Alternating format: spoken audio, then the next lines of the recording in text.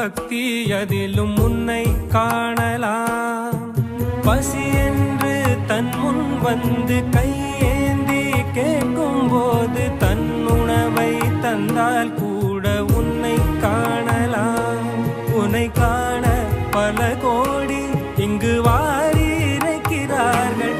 எளிதாக உன்னை சேர இங்கு யாரு நினைக்கிறார்கள்.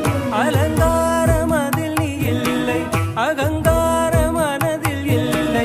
துளி கள்ளம் கபடம் கலந்திடாத அன்பில் இருக்கிறாய்.